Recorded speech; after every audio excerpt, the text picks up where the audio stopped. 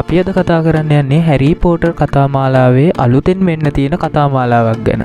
කවුරුත් Harry Potter බැලුවට අපි බලමු මේ කතාව බිහි වුණේ කොහොමද කියලා මුලින්ම. 1990 දී දුම්රිය ගමනක් අතරතුර රෝලින්ගේ සිතට නැගුණු තරුණ මායාකාර ළමයෙකුගේ අදහසක් පැමිණි බව ඇය පවසනවා.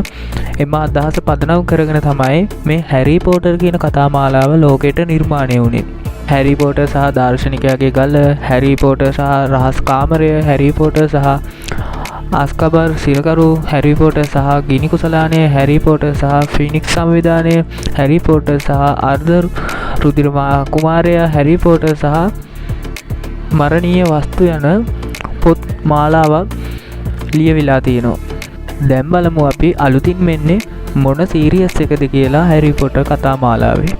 හැරී පොටර් කතා මාලාව පදනම් කරගෙන නිර්මාණය කරන ටීවී මාලාවක් මෙය HBO විසින් නිෂ්පාදනය කරන අතර මුල් චිත්‍රපට මාලාව ගැන නැවත නිර්මාණය කිරීමක් නෙවෙයි කියලත් එයාලා කියනවා. පොත්වලට වඩාත් විශ්වාසවන්තව අනුගතව දිගුකාලින ටීවී අනුවර්තනයක් විදියට සලකනු ලබනවා. මේ නිකුත්වීමේ දිනේ විදිය සඳහන් කරලා තියෙන්නේ 2026 දෙසැම්බර් 25 දින ආරම්භවීමට නියමිත අතර සමහර වාර්තාවල එය සඳහන් වෙන්නේ 2027 ආරම්භයේ නිකුත් වන බවත්, තවත් සමහරවල නිල තොරතුරු අනුව නත්තල් දිනේමද විකාශය ආරම්භ වේ කියලා සඳහන් වෙලා තියෙනවා.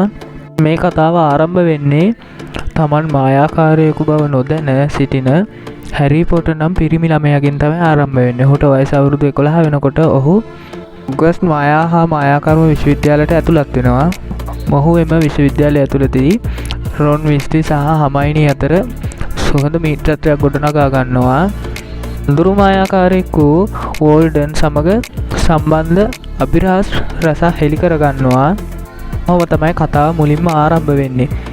දේශත්වයන් විදිහම සෑම පොතක් සඳහාම වෙන වූ කතා සමයන් නිර්මාණය කිරීමට සැලසුම් කරලා තියෙනවා. මුල් චිත්‍රපටවලින් කපා හැරුණු බොහෝ සිදුවීම් මෙහි ඇතුළත් වෙන්න පුළුවන්. වසර 10කට ආසන්න කාලයක් පුරා දිවෙන විශාල ව්‍යාපෘතියක් විදිහට මේ සැලකෙනවා.